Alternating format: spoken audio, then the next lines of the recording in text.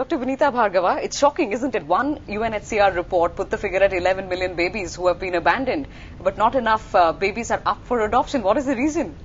See, there are several reasons. One of the reasons being that there are a lot of illegal adoptions. They don't happen through licensed adoption agencies. They happen through hospitals, private adoptions. So these never really come into the statistics at all. There is also that aspect of adoption which happens privately between families.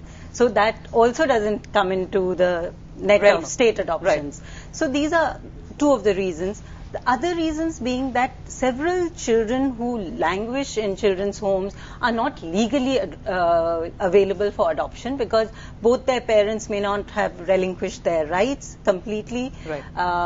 Also, sometimes a lot of investigation needs to be done to restore the child back in case the child has been, lost or kidnapped or whatever, some of the negative aspects of the adoption thing. So some of these reasons are there leading to the child not being legally available for adoption. Legally available. Mr. Bell, there's the Women and Child Development Ministry has appealed to the United Kingdom to come and adopt children from India because their adoption laws have become stringent because of cases of child trafficking. Do you think adoption laws in India, not just for parents, prospective parents from the country, but from perhaps prospective parents in other countries is too stringent? Is that a reason, do you think, adoption laws?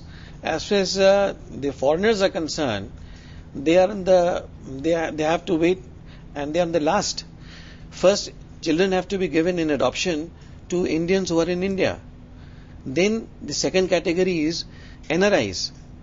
Third category is where one of them is an Indian and another is a foreigner. Right. The fourth category is where both the parents are foreigners. So therefore they have to stand in queue. So if the family is not available for a particular child for being given to a family in India, then it can be given to NRI, and thereafter to one of the members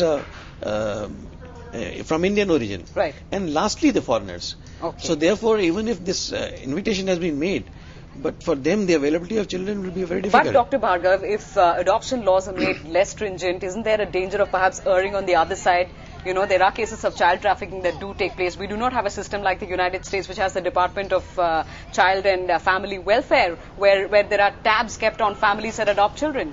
Actually, the laws that we have in place are fairly good on paper. But I think the whole thing really has to go to the bottom where are the children.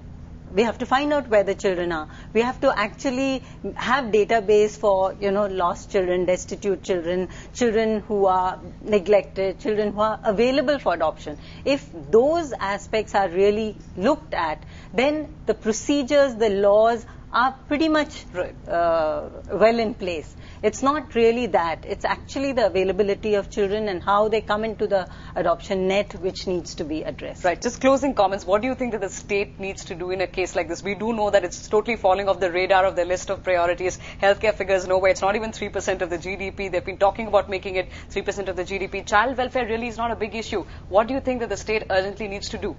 State needs to do a whole lot. The state has to be proactive. It has to